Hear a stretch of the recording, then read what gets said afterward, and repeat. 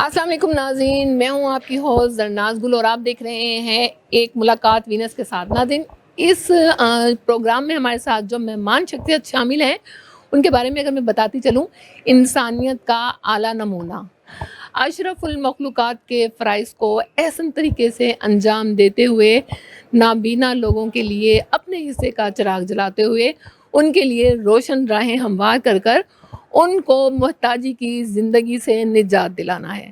تو بات کر رہی ہوں میں سعدیہ کرمانی کی۔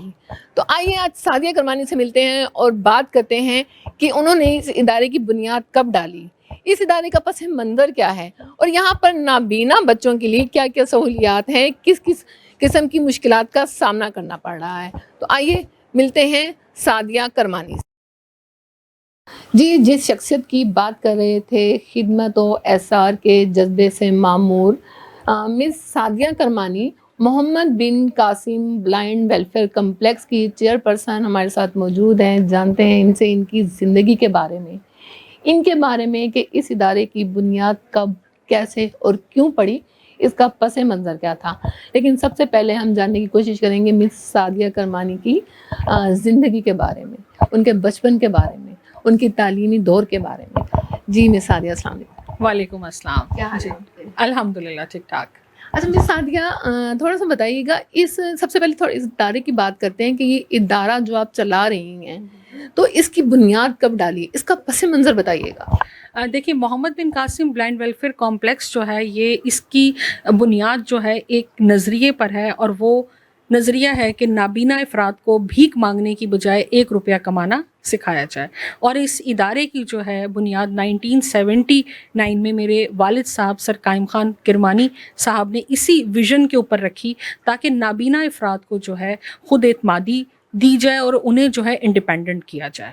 آپ کب سے لک آفٹر کر رہی ہیں اس ادارے کو؟ مجھے تقریباً یہاں پر 11 سال ہو گئے۔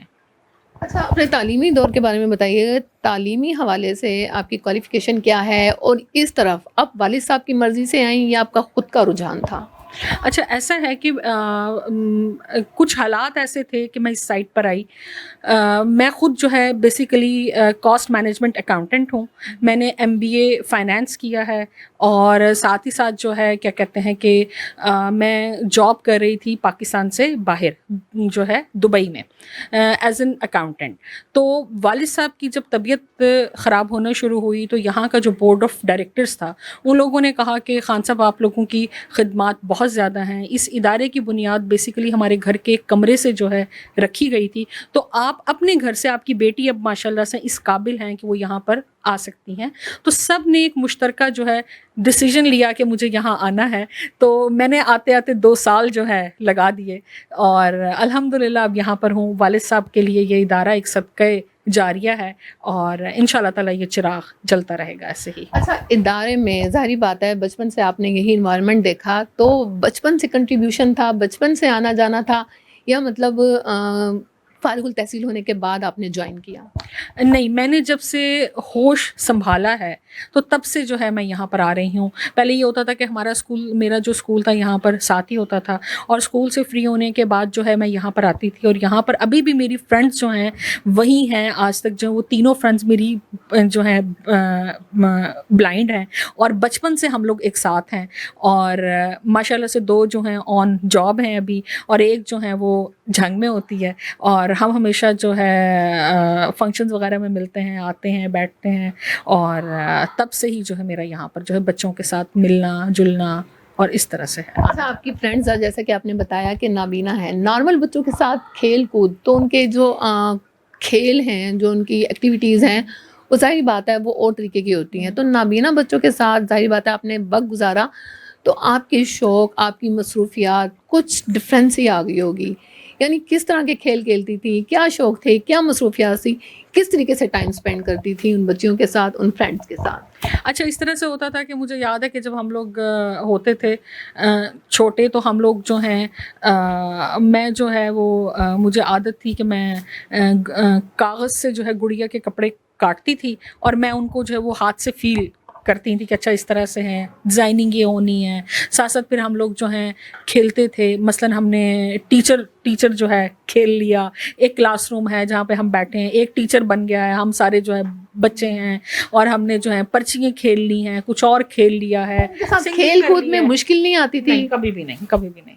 اصل میں پتہ کیا دیکھیں, میں نے اپنے گھر میں والد صاحب کو خود دیکھا ہے کہ کس طرح سے وہ چلتے پھرتے تھے, موبلٹی ان کی کیا تھی, انہوں نے پورے پاکستان کا جو ہے سفر اکیلے کیا ہے. اس طرح سے جب میں نے ان کی ہر چیز جب دیکھی ہے تو میرے لیے یہ ایک, شاید اوروں کے لیے ایک عجیب بات ہو لیکن میرے لیے ایک نارمل لائف ہے, کیونکہ میری لائف کا ایک حصہ ہے. شاید باقی لوگوں کو یہ فیل ہوتا ہو کہ یہ اور مطلب زندگی سے ہٹ کے ہے کوئی ہے چیز, لیکن یہ میری زندگی کا حصہ, ہر چیزیں تب سے ہیں جب سے میں پیدا ہوئی ہوں. اچھا, بچپن تو آپ نے اس طرح سے گزارا, لڑکپن کے بارے میں بتائیے گا, کیا مصروفیات رہیں, کیا ہابیز رہیں, کیا ایکٹیویٹیز رہیں, کس طریقے سے ٹائم اسپینڈ کرتی تھیں, کیا شوق رہے؟ بکس پڑھتی تھی, اپنی پاکٹ منی ساری جو ہے بکس خریدنے پہ ہوتی تھی, صرف ہوتی تھی. کرکٹ کھیلتی تھی اور پینٹنگ سیکھی ساتھ ساتھ جو ہے, اور بس یہ ہوتی تھیں مصروفیات. فرینڈس کے ساتھ ہوتی تھی اور پڑھنے میں تھی زیادہ تر, کیونکہ میرا زیادہ تر جتنا رہا میں نے اسکالرشپس پہ پڑھا ہے, تو میں نے ہمیشہ سے, میری کوشش ہوتی تھی MBA تک بھی کہ میرا CGPA مینٹین رہے, اور تاکہ جو ہے میرا نیکسٹ سیمسٹر کا یا نیکسٹ ایئر کا اسکالرشپ آ سکے, تو بس اس طرح سے وہ ہوتا تھا سارا. کرکٹ کے والے سے بتائیے گا, ڈومیسٹک لیول پر آپ نے اپنا صرف شوق پورا کیا یا کالج لائف یا مطلب باقاعدہ اس کو کھیلا بھی ہے؟ نہیں, بس کالج اور اسکول میں ہلکا پھلکا جیسا کھیلنا ہوتا ہے وہ اس طرح سے, لیکن ویسے کہیں پر آگے نہیں, زیادہ نہیں. اچھا, تھوڑا سا ہمیں یہ بھی بتائیے گا کہ نابینا بچوں کو پڑھانا, جس طریقے سے اب آپ نابینا بچوں کو دیکھ بھال کر رہی ہیں, ان کے لیے آفٹر کر رہی ہیں, نابینا بچوں کو پڑھانے کے لیے ٹیکنیکس بھی یوز ہوتی ہیں, تو ان ٹیکنیکس کے بارے میں کیا کہیں گی؟ یہ کبھی اریٹیشن ہوئی, مطلب اس طرح کے بچوں کو سنبھالنا کافی مشکل ہو جاتا ہے؟ نہیں, کبھی بھی نہیں. دیکھیں پتہ کیا ہوتا ہے کہ جتنے بھی بچے ہیں, ہمارے سامنے جب کوئی بچہ جب بیٹھا ہوتا ہے نا, تو اس کا یہ مطلب ہے کہ اگر ایک کلاس میں 10 بچے ہیں نا, تو 10 دماغ بیٹھے ہیں الگ. بچے نے ہمارے لیول پہ نہیں آنا, ہم نے بچے کے لیول پر جا کر اس کو جو چیزیں ہیں نا سمجھانی ہے. یہ ٹیچر پہ یا ہم لوگوں پہ ہوتا ہے کہ ہم نے ان کی کاؤنسلنگ کیسے کرنی ہے, ہم نے انہیں کیسے جو ہے پڑھانا ہے. اور بلائنڈ کو بالکل ٹیکنیکس یوز ہوتی ہیں پڑھانے کے لیے. بریل ہوتی ہے, بریل کے جو ہے ساتھ ساتھ جو بکس جو ہیں بریل میں اویلیبل نہیں ہوتی, وہ پھر آڈیو میں ہوتی ہیں. بریل کے بارے میں تھوڑا سا بتائیے گا, بریل کس قسم کی بکس ہوتی ہیں, اور اتنے سارے بچوں کو ماشاءاللہ سے بکس پرووائڈ کرنا, اس کے لیے فنڈنگ وغیرہ کا ارینجمنٹ کے لیے کوئی پریشانی ہوتی ہے؟ نہیں, بکس ہمیں گورنمنٹ پرووائڈ کرتی ہے. بکس ہم لوگوں کوئی بھی جتنے بھی پاکستان میں ادارے ہیں, ابھی پچھلے جو ہیں اس میں ہمیں بکس کافی عرصے کے بعد جو ہیں اب سننے میں آ رہا ہے کہ اب پرنٹ ہو رہی ہیں, بلکہ امبوز ہو رہی ہیں, کیونکہ بریل بکس جو ہیں وہ امبوزر سے یا پھر بریل پریس سے امبوز ہوتی ہیں. تو اس میں یہ ہوتا ہے کہ وہ گورنمنٹ کی بریل پریس ہیں, تو وہی لوگ جو ہیں فراہم جو ہے کر رہے ہوتے ہیں. اچھا میم, یہ بھی بتائیے گا, والد صاحب کی ڈیتھ کے بعد آپ نے اس ادارے کو آن کیا, لک آفٹر کرنا شروع کیا, اس ادارے کو سنبھال لیا, تو والد صاحب کی ڈیتھ کے بعد کن پریشانیوں کا سامنا کرنا پڑا؟ ظاہری بات ہے ایک دم سے ساری رسپانسبلٹیز آپ پر آ گئیں. اچھا نہیں, میں نے والد صاحب کی ڈیتھ کے بعد نہیں اس کو وہ کیا, میں نے اس کو ان کی زندگی میں جو ہے تقریباً 2013 کی بات ہے, تب سے جو ہے میں یہاں پر کر رہی ہوں کام. اور 2011-12 میں آئی واز ان UAE, اور اس کے بعد 13 میں یہاں پر آ گئی تھی, اینڈ آف 13. اور اس کے بعد سے جو ہے میں اس ادارے کو جو ہے دیکھ رہی ہوں, اور 8 سال میں والد صاحب کے ساتھ 24 آور رہی. والد صاحب 2020 میں مطلب ان کی ڈیتھ ہوئی ہے, اور تب تک جو ہے جتنے مشورے ادارے کے لیے ہوتے تھے, ان کی رہنمائی میں اس ادارے کو لے کر جو ہے میں چلتی رہی ہوں. والد صاحب کے اگر بہن بھائیوں کی بات کی جائے تو ان کے بہن بھائیوں کے متعلق بتائیے گا, یہ بتائیے گا کہ اس ادارے کو کنٹریبیوشن کے لیے, اس ادارے میں پارٹیسپیشن کرنے کے لیے, یہ رسپانسبلٹیز میں اپنا کردار ادا کرنے کے لیے ان کے بہن بھائیوں میں سے کوئی آگے بڑھا, یا اولاد میں سے آپ؟ اولاد میں سے تو میں خود ہوں, انہوں نے خود یہ میرے پر ایک اعتماد ظاہر کیا, اور میں اس میں آگے جو ہے وہی مجھے لے کر آئے خود. اور جہاں تک رہی بہن بھائیوں کی بات, تو نہیں, ان کی آلریڈی مطلب اس ایج میں تھے بہن بھائی بھی, اور نہیں ان میں سے کوئی بھی ایسا نہیں آیا, سب اپنی اپنی لائف میں بزی تھے. آپ کے کتنے بہن بھائی ہیں؟ ہم بہنیں 2 ہیں. بہنیں 2 ہیں, جو دوسری بہن ہے وہ ہاؤس وائف ہیں. جی بالکل. اچھا, بائی برتھ آپ کا سٹی کون سا ہے؟ ملتان سے ہی تعلق ہے؟ میں ملتان میں ہی پیدا ہوئی ہوں, कहती हूँ मैं मुल्तान से ही हूँ। वैसे हम लोग जो हैं क्या कहते हैं कि जब माइग्रेशन के बाद आए तो शेखुपुरा में मतलब हम लोगों को जो है ज़मीनें अलॉट हुई थी, हम लोग वहाँ पर थे। उससे जो पहले है इंडिया में हम लोग नारायणगढ़ अम्बाला से हैं। ठीक हो गया। हमारे साथ मौजूद रहिएगा, सादिया करमानी हमारे साथ मौजूद हैं, इनसे बात कर रहे हैं इनके इदारे के बारे में, इनकी खिदमात के बारे में और इनकी एक्टिविटीज़ के बारे में, इनकी एफर्ट्स के बारे में, इनकी जद्दोजहद के बारे में। तो साथ रहिएगा हमारे साथ, लेकिन लेते हैं छोटी सी ब्रेक और मिलते हैं ब्रेक के बाद। वीनस ग्रुप ऑफ कंपनीज, क्या आप अपने माली अहदाफ तक पहुंचना चाहते हैं? तो फिक्रमंद होने की कोई जरूरत नहीं, क्योंकि वीनस ग्रुप ऑफ कंपनीज आपके लिए एक ऐसा प्लेटफॉर्म है जहां आप अपने माली अहदाफ तक बआसानी पहुंच सकते हैं। हम दुनिया भर में अपनी खिदमात फराहम कर रहे हैं। कमोडिटी मार्केट में महारत के साथ साथ हम अपनी पेशा वाराना पुर अज़म खिदमात के साथ बढ़ती हुई मार्केट में जिंदा रहने में आपकी मदद करते हैं। हमारा एतमाद मार्केट के खतरात को कम करना है, जिसका नतीजा आप काबिल जिक्र मुनाफा कमाते हैं। वीनस कस्टमर केयर सपोर्ट 24 घंटे मुफ्त मुशावरत फराहम करती है और हमवार अमल के लिए हमारे पार्टनर्स की मदद करती है। तो आज ही हमारी वेबसाइट पर रजिस्टर हो और मुनाफा कमाना शुरू करें। Welcome back. सादिया करमानी हमारे साथ मौजूद है, जहाँ से गुफ्तगू का सिलसिला कता हुआ था वहीं से दोबारा से शुरू करते हैं और सादिया करमानी से बातों का आगाज़ दोबारा करते हैं। जी मिस सादिया, क्या कहेंगी पस मंज़र के हवाले से? तो आपने बताया कि इसका पस मंज़र क्या है, थोड़ा सा अपने वालिद साहब के बारे में बताइएगा कि वालिद साहब के जहन में ये आइडिया कैसे आया, ये जज्बा कैसे परवान चढ़ा कि इस चीज़ पर काम होना चाहिए। थोड़ा सा उसका उनके हालात के बारे में बताइएगा।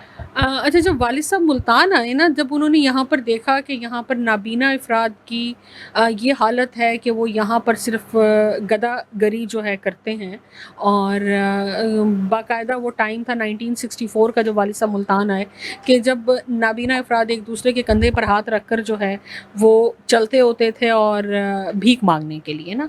तो जब उनका ये जब दौर था, तो जब उन्होंने देखा कि इन्हें कोई ना कोई काम सिखाया जाए, तब उन्होंने उन्होंने सोचा कि इनकी बेसिक लिविंग स्किल्स के ऊपर काम करने की ज़रूरत है और तब जो है उन्होंने जो है इस इदारे को जो है बनाने का सोचा। तो मैं यही आपसे पूछ रही हूँ ना, ये सोच क्यों उभरी? उस हवाले से मैंने ये बात भी मुझे पता लगी है कि आपके वालिद साहब खुद भी ब्लाइंड हो चुके थे, तब उन्होंने इस इदारे की बुनियाद रखी। इस बारे में बताइए। अच्छा देखिए, पता है कि जब उन्होंने खुद ये देखा ना कि जाहिर बात है कि जो प्रॉब्लम्स उन्होंने खुद फेस की, जब वो टीन एज में आकर ब्लाइंड हुए और जब उन्होंने ये प्रॉब्लम्स खुद फेस की, तो तब उन्होंने ये देखा कि जब पूरे पंजाब में यहाँ कोई ऐसा इदारा जो है नज़र नहीं आया जहाँ पे वो तालीम हासिल करते और कोई काम या हुनर वगैरह सीखते, तो जब उसके बाद वो मुल्तान आए हैं यहाँ पे, तब उन्होंने जब यहाँ के हालात देखे, यहाँ के लोग जो हैं ब्लाइंड लोग जो हैं वो भीख मांगते थे, एक दूसरे के ऊपर जो है वो बाकायदा यहाँ पर जो हैं कतारें चलती थी एक दूसरे के ऊपर हाथ रख कर, और ये यहाँ पर हालत होती थी। तो फिर वो उन्होंने सोचा कि जो चीज़ें मैंने सीखी हैं ब्लाइंड होते हुए मैं अपनी फैमिली को जो है कर सकता हूँ, तो मैं यहाँ पर जो है इन लोगों को भी यहाँ पर जो है वो हुनर सिखाऊं और तालीम दूं, ताकि ये भी जो है अपनी लाइफ में भीख मांगने की बजाय जो है 1 रुपया कमाना सीखें। मतलब माशाल्लाह से इस ब्लाइंड कम्प्लेक्स की सेंटर की जो बुनियाद है वो आपके वालिद ने ब्लाइंड होने के बाद डाली। ये बड़ा ज़बरदस्त इक़दाम है कि ब्लाइंड होने के बाद आपने उन मुश्किलात को समझा और उसके लिए काम किया।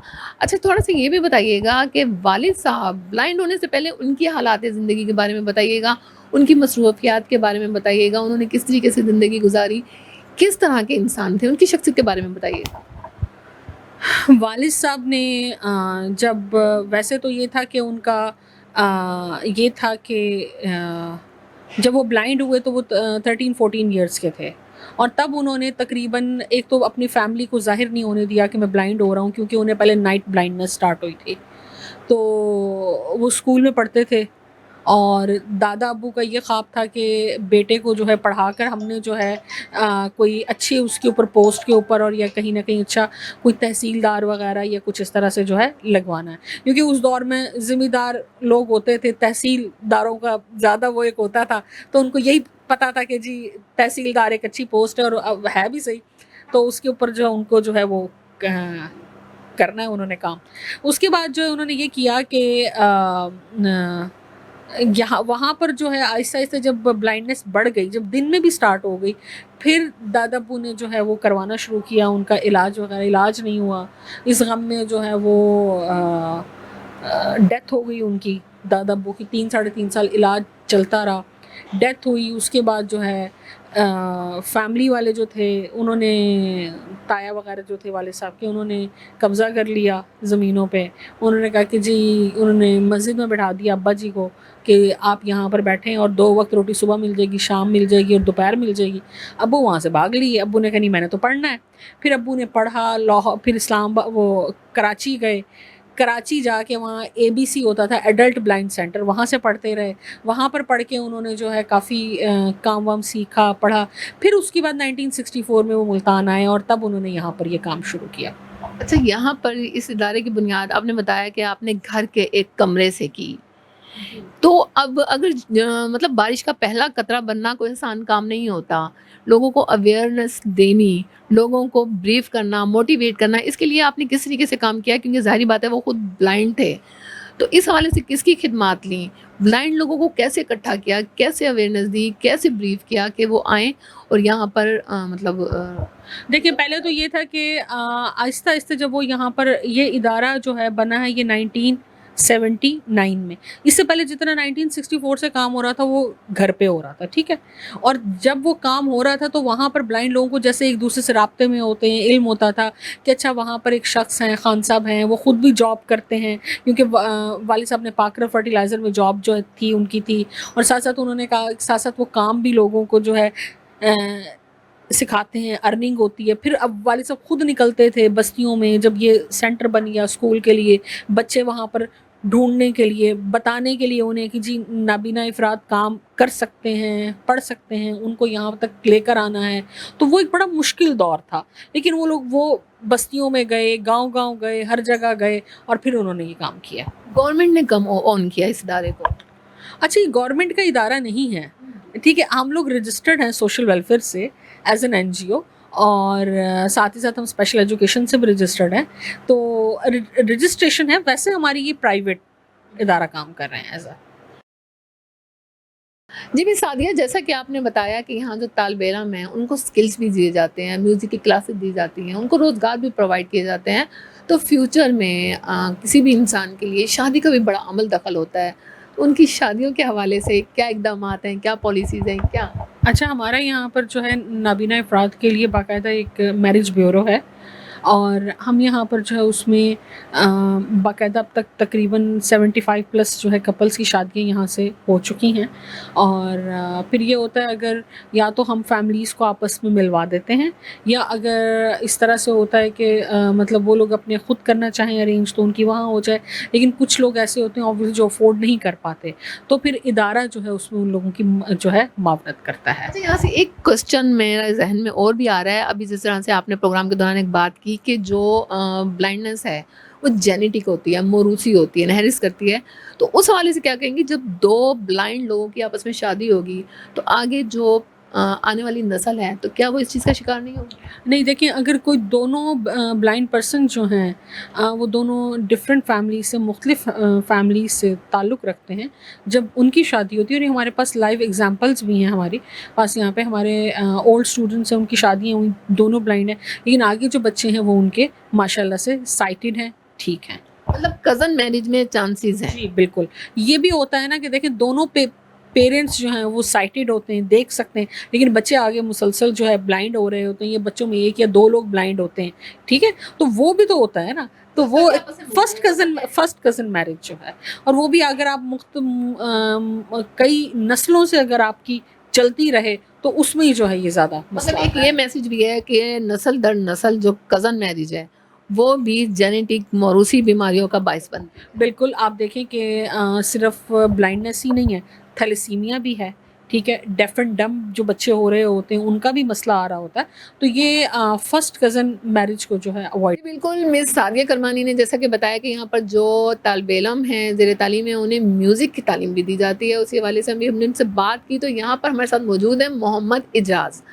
تو آئیے ان سے کچھ سنتے ہیں۔ جی اجاز، کیا سنائیں گے؟ میں آپ کو کلام اقبال سناتا ہوں۔ ہاں جی، شروع کریں، سنائیں۔ یا رب دل مسلم کو یا رب دل مسلم کو وہ زندہ تمنا دے یا رب دل مسلم کو یا رب دل مسلم کو وہ زندہ تمنا دے یا رب دل مسلم کو یا رب دل مسلم کو جو قلب کو گرما دے جو روح کو تڑپا دے یا رب دل مسلم کو یا رب دل مسلم کو وہ زندہ تمنا دے یا رب دل مسلم کو یا رب دل مسلم کو پھر وادی فارا کے ہر ذرے کو چمکا دے مولا مولا مولا مولا پھر وادی فارا کے ہر ذرے کو چمکا دے پھر شوق تماشا دے پھر ذوق تقاضا دے یا رب دل مسلم کو یا رب دل مسلم کو وہ زندہ تمنا دے یا رب دل مسلم کو یا رب دل مسلم کو وہ زندہ تمنا دے یا رب دل مسلم کو یا رب دل مسلم کو. بہت زبردست بہت زبردست. محمد اعجاز ہمارے ساتھ موجود تھے. انہوں نے کلام پاک سنایا. انہوں نے جو کلام سنایا میری خود کی آنکھیں نم ہو گئیں. ماشاء اللہ سے بہت ٹیلنٹڈ طالب علم ہیں یہاں پر. سب کے سب ایسے ہی ہیں. مس سعدیہ کرمانی نے بتایا کہ جتنے بھی طالب علم ہیں ماشاء اللہ سے اللہ تعالیٰ نے ان سب کو ہی یہ ٹیلنٹ دیا ہوا ہے. بہت بہت شکریہ. آپ نے اپنے قیمتی ٹائم میں سے ٹائم نکالا اور ہمیں محمد بن قاسم کے بارے میں اپنی کیریئر کے بارے میں اور اپنی زندگی کے بارے میں اتنی اچھی باتیں بتائیں جو لوگوں کے لیے بھی مشکل راہ ثابت ہو سکتی ہیں. جی بالکل. اور آپ موسٹ ویلکم. اینڈ آپ لوگوں کا بھی بہت بہت شکریہ کیونکہ آپ لوگوں کے تھرو ہی میڈیا کے تھرو ہی ہوتا ہے کہ لوگوں تک پیغام پہنچتا ہے. خاص طور پر ایسے لوگ جن کے جو کہ نابینا افراد کے پیرنٹس ہیں یا نابینا افراد ہیں ان تک یہ جب پہنچے گا تو مجھے بہت خوشی ہوگی.